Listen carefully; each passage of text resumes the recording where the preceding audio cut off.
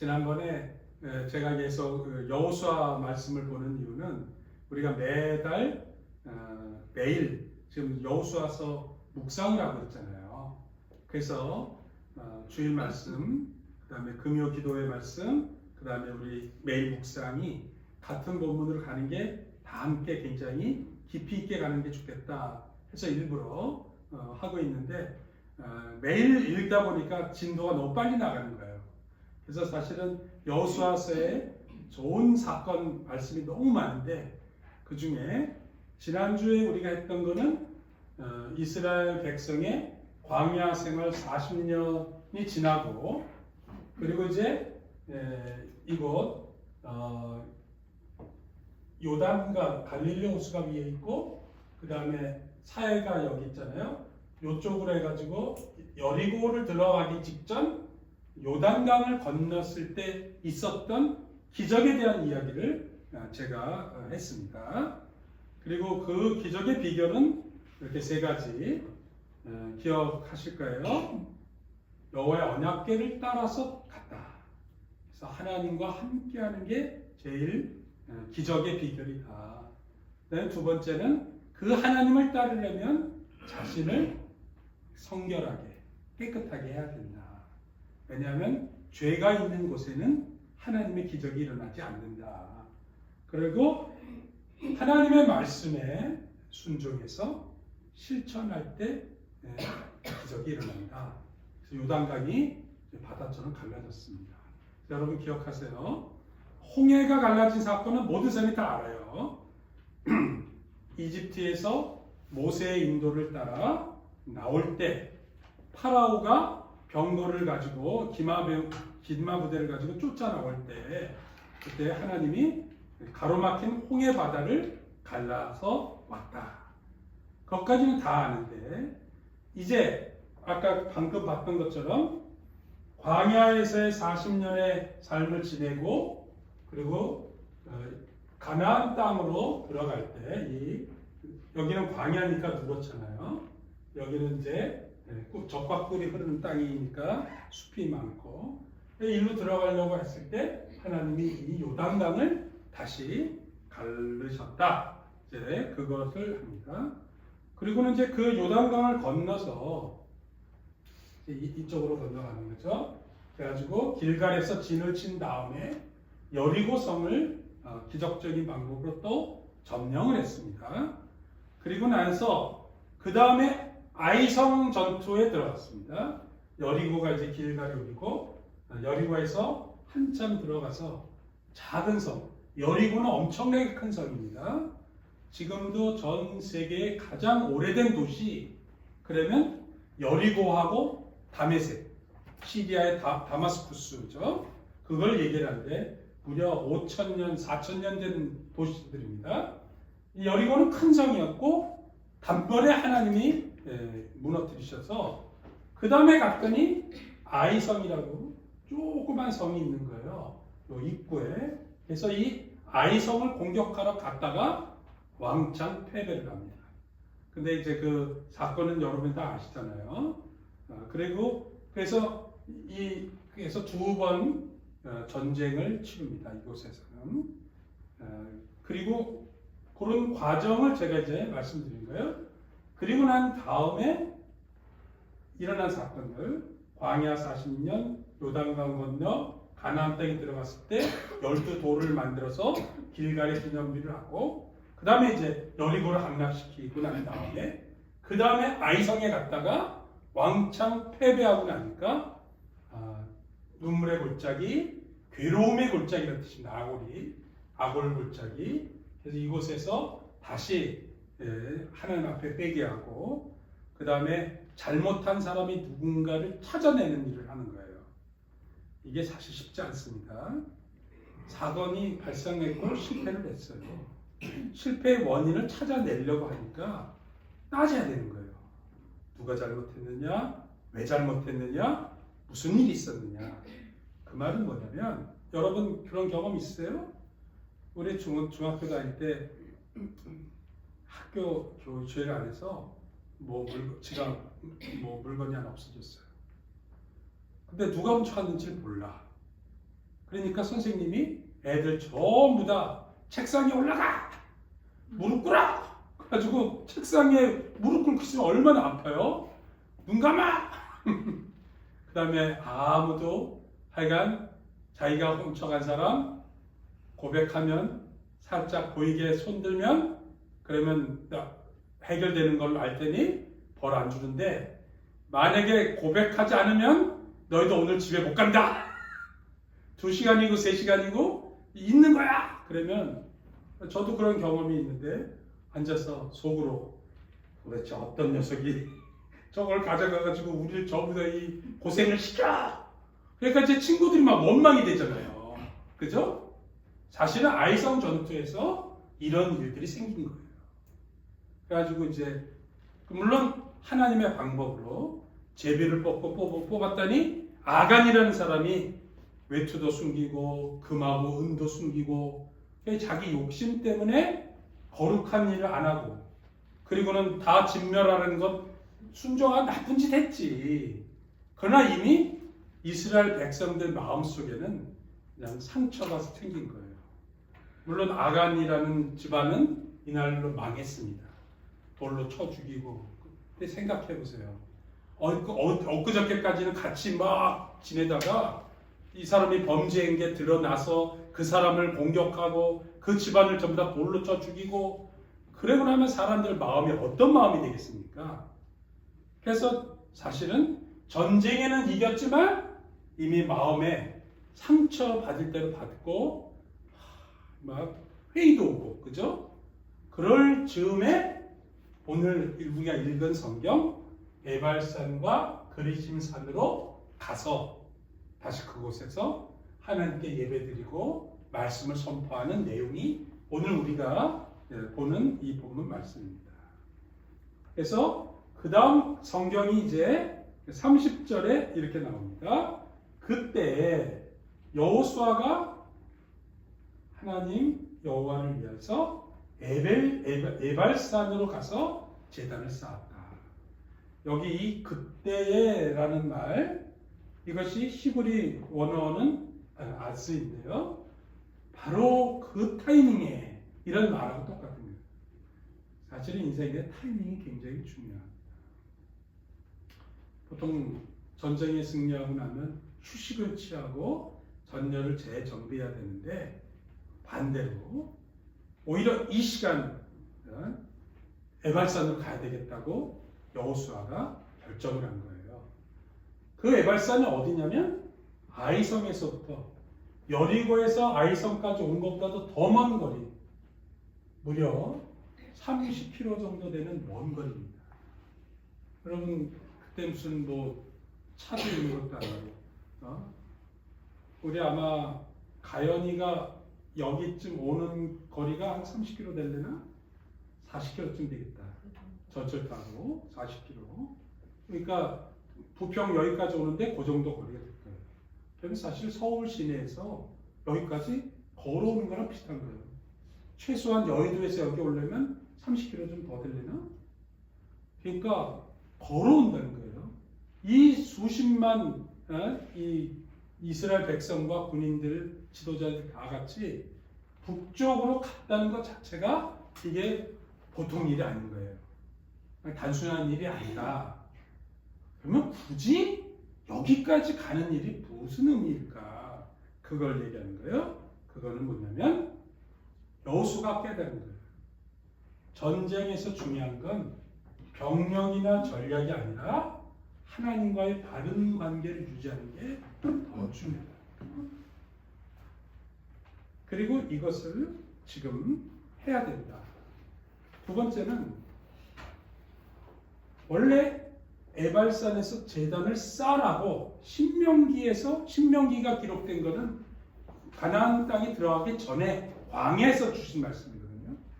그때 이미 모세를 통해서 여호수아에게 이스라엘 백성에게 가나안에 들어가면 에발산에서 하나님께 예배를 드려라 라고 과거에 명령한 것입니다.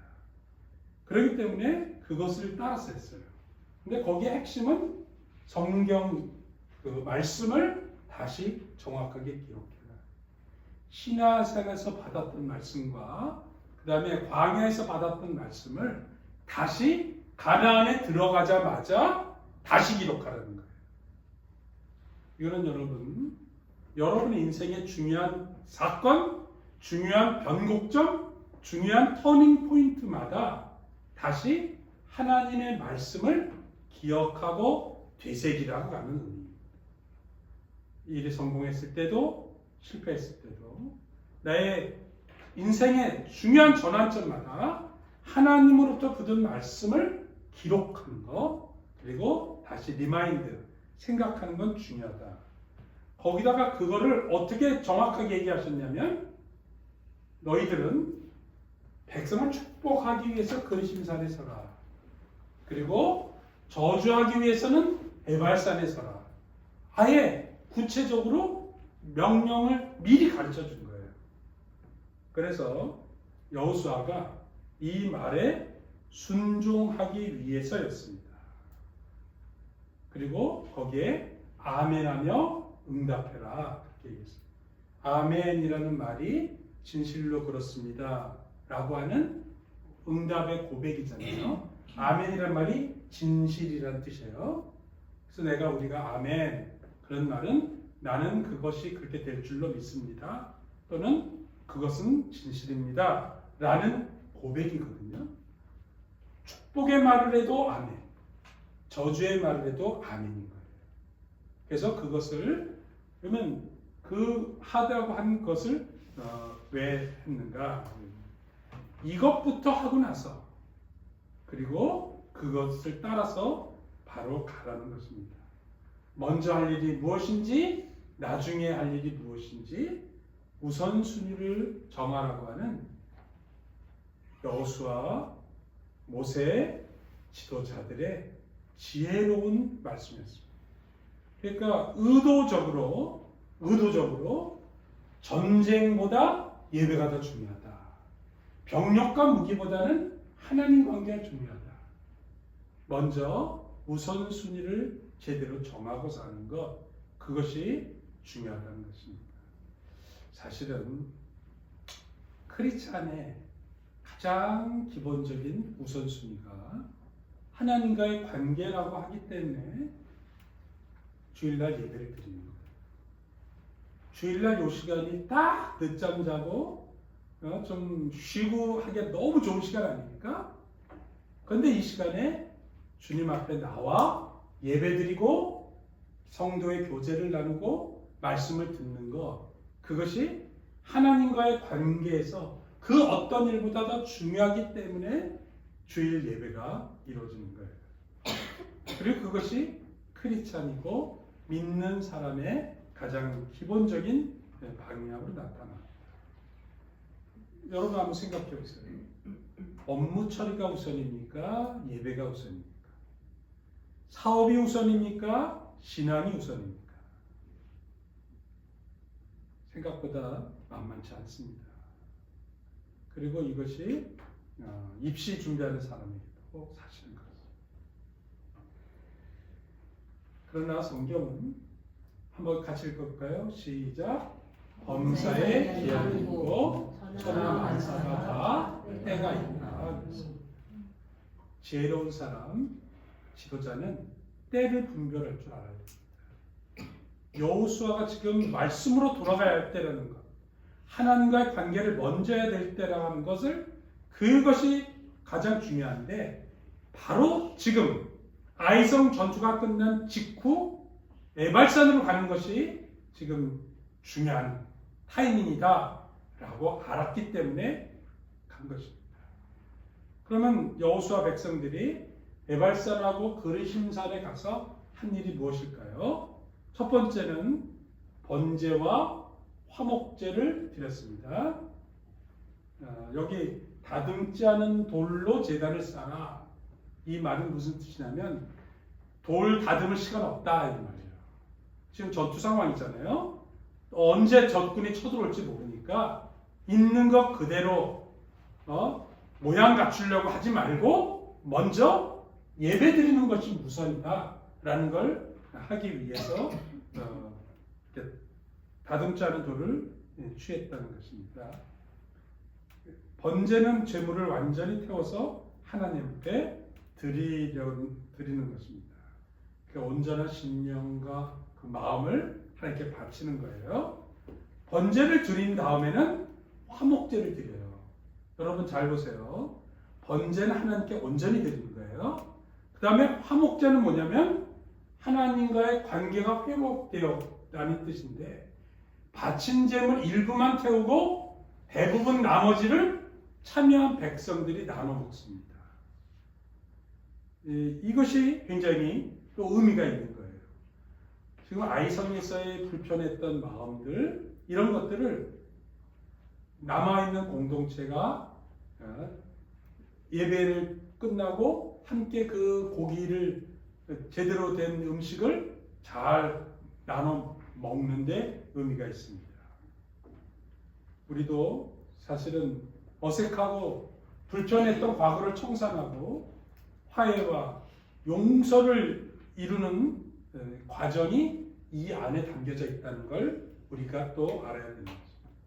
번제는 온전히 하나님께만 바치고 다 태워버리고, 화목제는 남겨서 함께 나눔으로써 공동체 식사를 하는 거예요.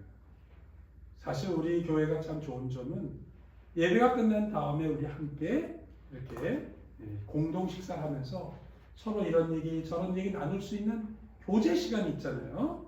이거 굉장히 의미가 있는 사건입니다. 두 번째로 에발산과 그리심산에서 한 일은 뭐냐면, 돌 위에 율법의 핵심을 전부 다 새겨서 기록한 것입니다. 왜 우리가 1차에 패배했고 다시 그걸 이겨냈고 2차 전투에서 철저하게 승리하는가, 그리고 그것이 말씀 안에서 우리가 앞으로 어떻게 가야 될 것인가, 그것을 마음에 돌에 새겼다는 건 우리 심령과 마음에 철저하게 새겼다, 그렇게 얘기할 수 있겠습니다. 세 번째로 한 일이 뭐냐면, 이제 에발산과 그리심산에서 백성들이 다 같이 서가지고 축복의 말씀, 저주의 말씀을 낭독했다는 거예요. 낭독.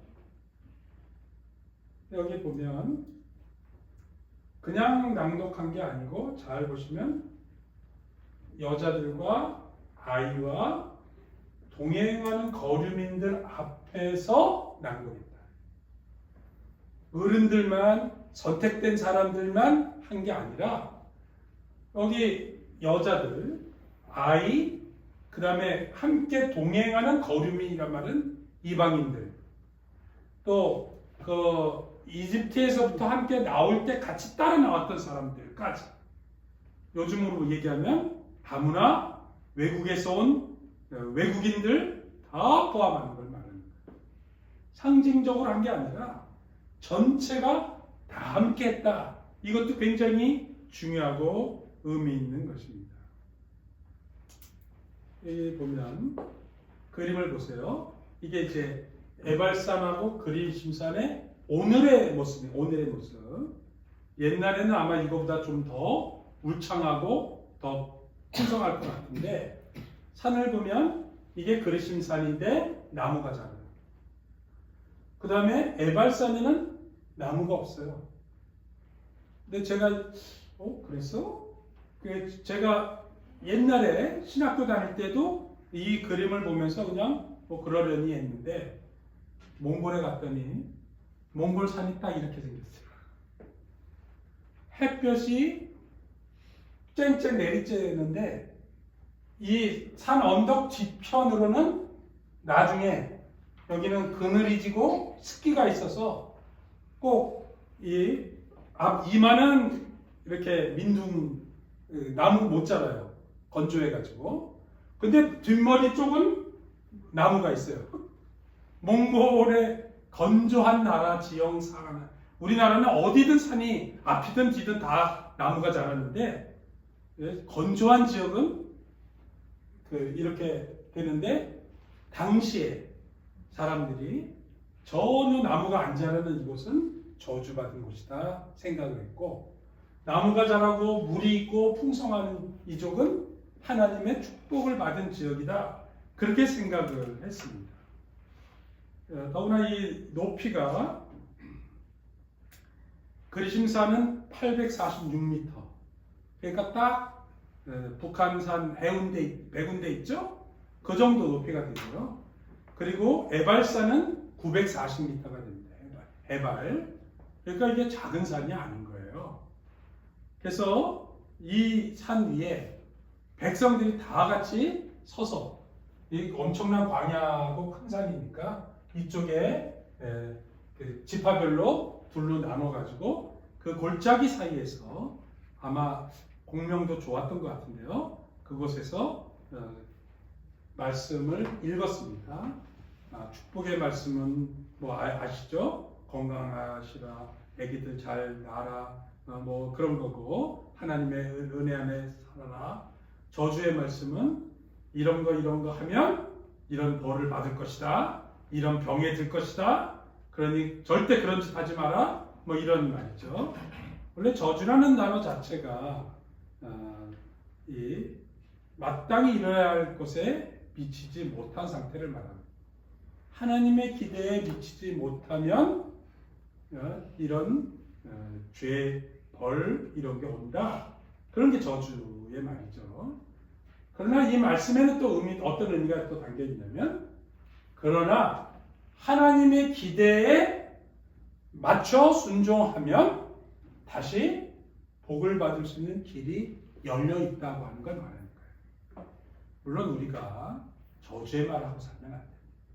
축복의 말, 은혜의 말, 사랑의 말, 위로하고 격려하는 말을 쓰고 살아야 되죠. 그러나 또 한편으로는 예배를 통해서 경고의 말씀도 생각해야 되는 거예요. 귀에는 듣기 싫을지라도 하나님의 기대에 미치지 못하면 이런 어려움을 겪을 수 있다는 것을 항상 마음에 새기지 않는 한 사람이라고 하는 건 지 하고 싶은 대로 하고 살기 때문에 쉽지 않은 것입니다. 그래서 교회를 다닌다고 해서 다 은혜를 받고 구원받고 복을 누리는 게 아니에요. 하나님의 기대와 하나님의 말씀에 순종하고 살아가야 되는 거죠. 그래서 신앙생활을 조금 진지하게 그리고 깊이 있게 해야 될 필요가 있는 것입니다. 우리 이 저주와 축복의 말씀이 누구에게 되는가? 오늘 본문에 확실하게 여기 잘 보세요. 읽어보겠습니다. 시작. 온 이스라엘과 그 장로들과 관리들과 재판장들과 본토에 끝나느라 이방인까지. 굉장히 깊이 있게 생각하셔야 됩니다. 그 다음에는 아까 읽은 그 얘기였습니다. 그러니까 윗사람부터 아랫사람까지 남녀노소, 신분, 출신, 뭐 똑똑한 사람 모든 걸 망라해서 하나님의 말씀 안에 들어와 있다는 것입니다. 여러분 다시 한 번 더 깊이 생각하세요. 하나님은 교회 공동체 안에, 말씀 공동체 안에 누구도 차별이 없어요.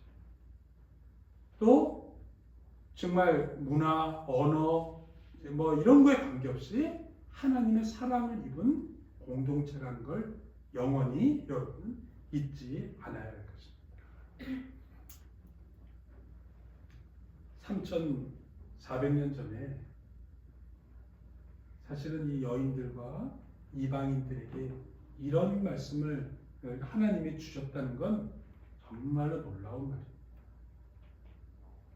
우리나라에 복음이 처음 들어와서 전도를 하고 예배를 드렸는데, 교회에 이렇게 선교사님이 전도해서 교회에 모였더니 동네 길거리 애들도 오고요, 그 다음에 백정도 오고, 그냥 또 일하는 머슴들도 오고, 또 지식인들, 양반들도 왔죠.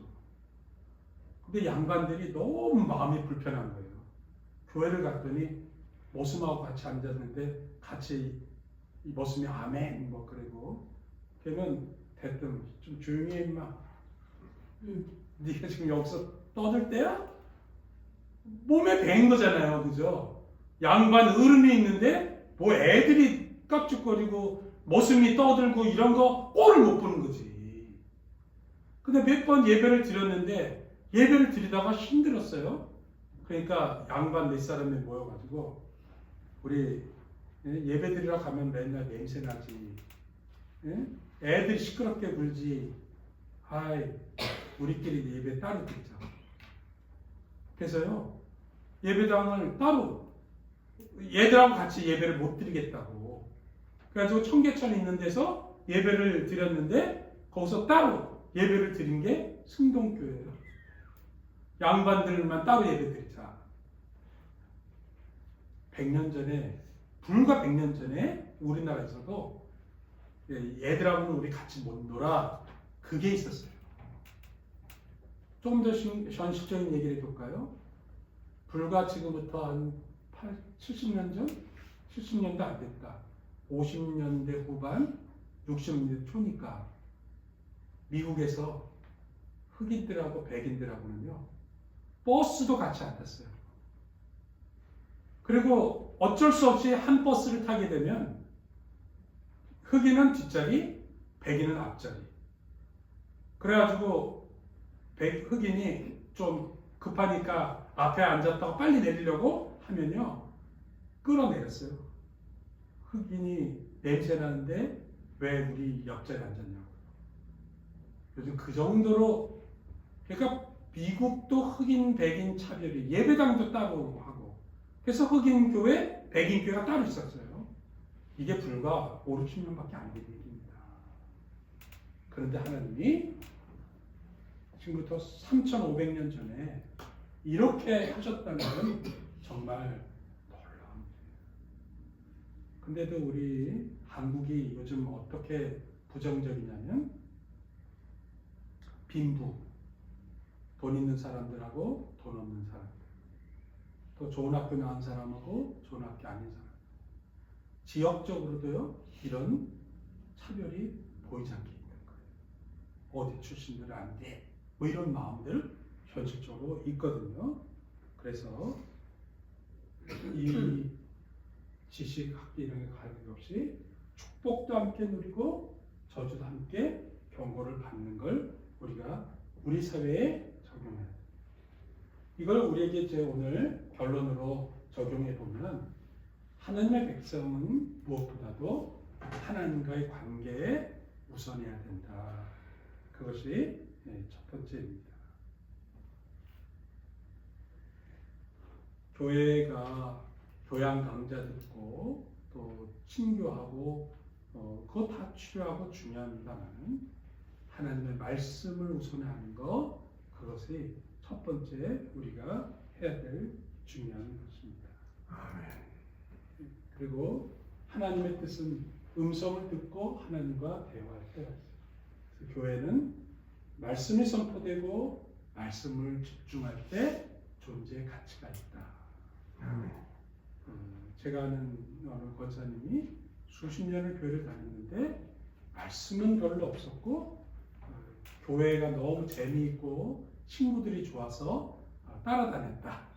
그 얘기를 제가 들은 적이 있습니다. 교회는 무엇을 해야 되는가? 하나님의 말씀이 선포되고 말씀을 집중하는 것, 그것이 여러분의 우선 과제라는 것을 여러분이 생각해야 됩니다. 아멘. 그러나 우리 현실적인 어려움은, 사람들이 다 나의 비전, 나의 교회, 내 뜻을 너무 강하게 강조하고 나 중심으로 자꾸 뭐든지 생각하는 거지.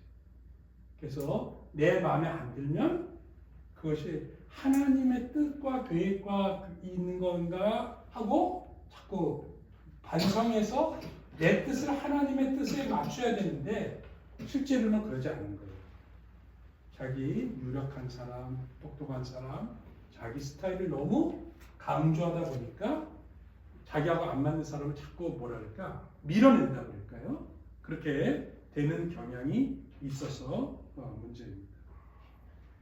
내 뜻을 가지고 하나님을 움직이고 나에게 유리하고 나에게 도움되는 것만 추구하는 것을 샤머니즘이라고 기복신앙이라고 그러는 거예요. 그러니까 내가 원하는 대로 하나님이 움직이를 바라니까 나 잘 되고 우리 가족 잘 되는 일만 추구해서 사는 것입니다. 사실 우리가 한국에서 좀 잘못하고 있는 것 중에 하나입니다.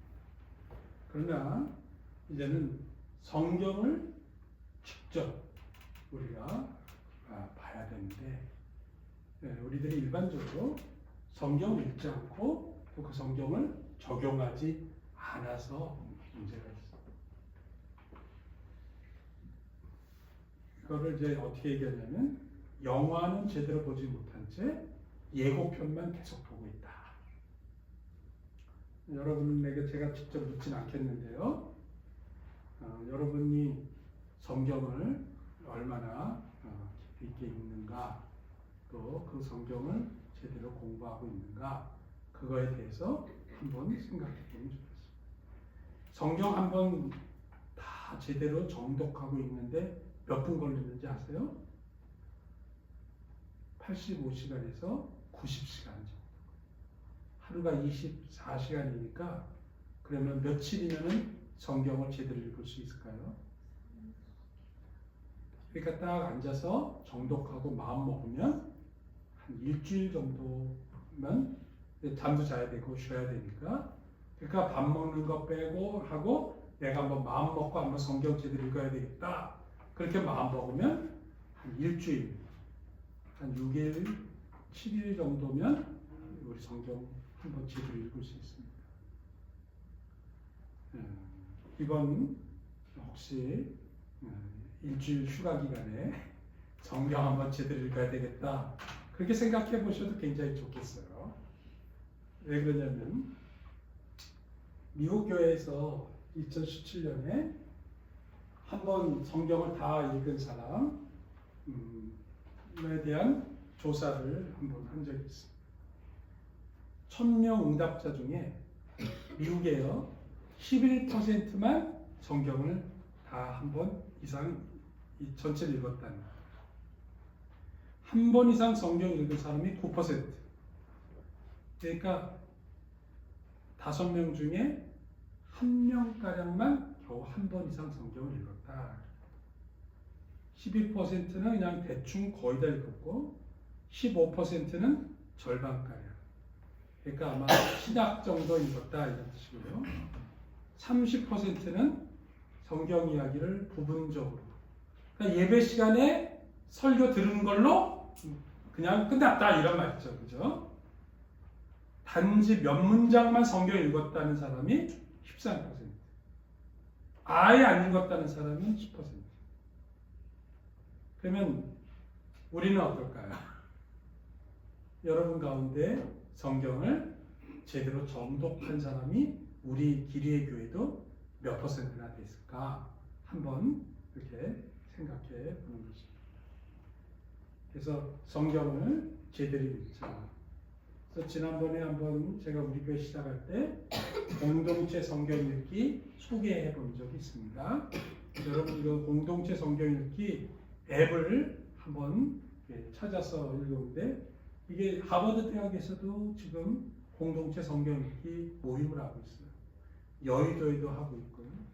제가 주한대학원 대학교에 있을 때 우리 대학 근처에 있는 학생 교수 직원들 그 다음에 그 지역 크리스찬들하고 같이 성경을 읽은 적이 있습니다.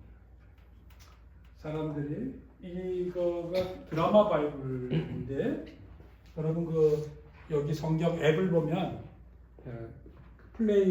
구글 플레이에 들어가서 공동체 성경 읽기 그걸 치거나 드라마 바이블 치면 여기 딱 나옵니다. 그래가지고 얼마나 입체적으로 낭독을 잘했는지 그래서 여러분 그 아침에 우리 전철 타고 갈 때 그거 읽고 그러시면 너무 좋습니다. 나중에 제가 오늘 예배 끝나고 난 다음에 여러분 우리 단톡방에 그 앱을 올려드릴 테니까 다 한번 하시고요. 영어로 된 것도 있고 한국어로 된 것도 있고 몽골어가 나온 것도 지금 그리고 있습니다. 그래서 아마 몽골어도 리딩 바이블 굉장히 좋습니다.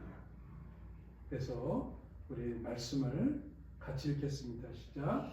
하나님의 말씀을 듣기 원하고 아버지의 마음을 알기 원하며 돌에 기록한 말씀을 기록하고 우리 가슴에 새겨 전쟁 중에 일부러 에발산까지 그리심산지 가서 말씀을 돌에다 새기고 그 다음에 전체 앞에서 모든 사람이 같이 낭독하고 하나님 앞에 예배 드리는 이유는 우리의 삶의 우선순위를 말씀에 두자. 그 생활 속에서 말씀을 실천하자. 2025년에 우리가 이 말씀을 우리 삶 속에 새기며 살기를 축원합니다. 아멘. 기도하겠습니다.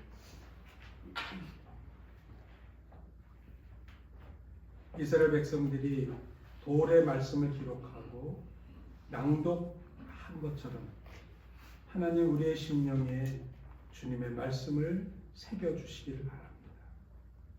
축복과 저주의 말씀을 선포해 주시고 우리가 이 말씀에 아멘하며 화답하게 하여 주시옵소서.